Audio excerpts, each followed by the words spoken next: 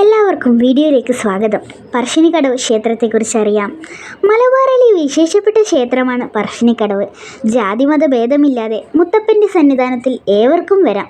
ജാതിമത ഭേദമില്ലാതെ പ്രാർത്ഥനകളും വഴിപാടുകളും നടത്താം.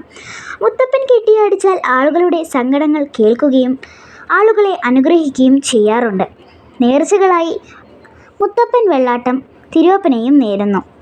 മുത്തപ്പനെ കണ്ട് സങ്കടങ്ങൾ പറയുന്നത് മലബാറുകാരുടെ ഒരു ശീലമാണ്. കണ്ണൂരിനും തളിപ്പറമ്പിനും ഇടയിലായി വളപട്ടണം പുഴ സ്ഥിതി ചെയ്യപ്പെടുന്നു. പുഴയുടെ തീരത്തായി പറശ്ശിനിക്കടവ് സ്ഥിതി ചെയ്യപ്പെടുന്നു. ട്രെയിനിൽ നിന്ന് വരുന്നവർക്ക് പാപ്പിനിശ്ശേരി സ്റ്റേഷനാണ് അടുത്ത്. ബസ്സിൽ നിന്ന് വരുന്നവർക്ക് നിരവധി ബസ് ലഭ്യമാണ്. ക്ഷേത്രത്തിൽ എത്താൻ പ്രധാന കവാടം വഴി ക്ഷേത്രത്തിൽ എത്താം. വരുമ്പോൾ നിരവധി ചന്തകൾ കാണാം. പ്രധാന പ്രവേശന കവാടത്തിനരികെയായി കൗണ്ടർ സ്ഥാപിച്ചിരിക്കുന്നു. പിന്നെ സമീപത്തായി പ്രസാദ വിതരണ ഹാൾ ഉണ്ട്. അവിടുത്തെ മറ്റൊരു പ്രത്യേകത പ്രസാദ വിതരണ ആണ്. പ്രസാദമായി ചായയും ഇലയിൽ മമ്പയറും തേങ്ങാക്കൊത്തും ലഭിക്കും.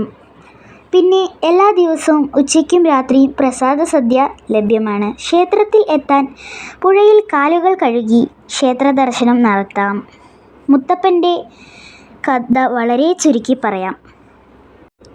കണ്ണൂരിലെ എരുവശ്ശേരി ഗ്രാമത്തിലെ അയ്യങ്കര ഗ്രാമത്തിൽ നിന്നു കഥ തുടങ്ങുന്നു. അയ്യങ്കര നാടുവാഴുന്നവർക്കും പാർവതി അന്തർജനത്തിനും കുട്ടികൾ ഉണ്ടായിരുന്നില്ല. അവർ ശിവഭക്തരായിരുന്നു. ഒരുപാട് നേർച്ചകൾ ചെയ്തു. ഒരു ദിവസം അന്തർജനം കൊട്ടിയൂർ തിരുവഞ്ചിറയിൽ നിന്ന് കുളിച്ചു പ്രാർത്ഥിച്ചു കയറുമ്പോൾ കൽപ്പടവിൽ ഒരു കുഞ്ഞിനെ കണ്ടു. അന്തർജനം ചുറ്റും നിരീക്ഷിച്ചു. ആരെയും കണ്ടില്ല. പിന്നീട് കുഞ്ഞിനെയും എടുത്ത് വീട്ടിലേക്കെത്തി.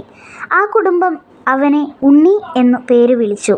എന്നാൽ കുഞ്ഞിൻ്റെ രീതികൾ വ്യത്യസ്തം ആയിരുന്നു. ഇല്ലത്തിൽ നിന്ന് അമ്പും വില്ലും എടുത്ത് വേട്ടയാടാനിറങ്ങും. പിന്നെ വേട്ടയാടി കിട്ടുന്ന ഭക്ഷണം ചുട്ട് കള്ളും കഴിക്കും. എന്നാൽ അച്ഛനും അമ്മയും ഈ ശീലം ഉപേക്ഷിക്കാൻ പറഞ്ഞു. ഒരു ദിവസം അയ്യങ്കര നാടുവാഴുന്നോർ അന്തർജനത്തിനോട് പറഞ്ഞു, നിന്റെ മകൻ്റെ ശീലം നന്നല്ല. മകനെ ഇവിടെ നിന്ന് പുറത്താക്കണം. ഇത് കേട്ടു കൊണ്ടുവന്ന ഉണ്ണി ഉടൻ പൂജാമുറിയിലേക്ക് കയറി കതക് അടയുകയും ചെയ്തു. കരഞ്ഞുകൊണ്ട് അന്തർജനം കതക് തുറക്കാൻ പറഞ്ഞപ്പോൾ അമ്പും വില്ലും എടുത്ത് തീജ്വലിക്കുന്ന കണ്ണുകളുമായി തൻ്റെ വിശ്വരൂപം കാട്ടി. ഇത് ഒരു സാധാരണ കുഞ്ഞ് അല്ല എന്ന് അവർക്ക് മനസ്സിലായി. തൊഴുകയോടെ അന്തർജനം പോകരുതെന്ന് പറഞ്ഞു. മകൻ്റെ കണ്ണു കണ്ട് മറ്റുള്ളവർ ഭയപ്പെടുമെന്ന് പറഞ്ഞു. അന്തർജനം പറഞ്ഞു പോയിക്കണ്ണ് ധരിക്കാനും പറഞ്ഞു. അപ്രകാരം പോയിക്കണ്ണ് ധരിച്ച് അമ്മയ്ക്ക് അനുഗ്രഹവും കൊടുത്ത് അവിടെ നിന്ന് യാത്രയായി. പിന്നെ കുന്നത്തൂർ പാടിയിൽ എത്തിച്ചേർന്നു. കുന്നത്തൂർ പാടിയിലാണ്. അവിടെ കുറച്ചു കാലം കഴിഞ്ഞപ്പോൾ പോയിക്കണ്ണണിഞ്ഞ് വെള്ളാട്ടം പ്രത്യക്ഷപ്പെട്ടു. ഇവരെ തിരുവപ്പൻ എന്നും മുത്തപ്പൻ എന്നും വിളിക്കപ്പെട്ടു. പിന്നെ തൻ്റെ അവതാര ലക്ഷ്യത്തിനായി അമ്പും വില്ലുമെടുത്ത് അമ്പ് തുടുക്കുകയും അത് പറച്ചിങ്ങ തിങ്ങിമറിയുന്ന ദേശത്തേക്ക് ഒരു മരത്തിൽ തറിക്കുകയും ചെയ്തു. പിന്നീട് അവിടെ പറശ്ശിനിക്കടവ് എന്നു പേര് വന്നു. പിന്നെ മുത്തപ്പൻ കുന്നത്തൂർ പാടിയിൽ നിന്നു പറശ്ശിനിയിൽ എത്തി എന്നാണ് വിശ്വാസം. ഒരു ദിവസം മീൻ പിടിക്കാൻ വന്ന വണ്ണാൻ ഒരു അമ്പ് കണ്ടു. അമ്പ് വളരെ പ്രകാശം പരത്തുന്നതായിരുന്നു. വണ്ണാൻ അത് നാട്ടുപ്രമാണിയോട് പറഞ്ഞു. പ്രമാണി പ്രശ്നം വയ്ക്കുകയും ചെയ്തു. പ്രശ്നത്തിൽ മുത്തപ്പൻ്റെ ചൈതന്യം അവിടെ ഉണ്ടായിരുന്നു.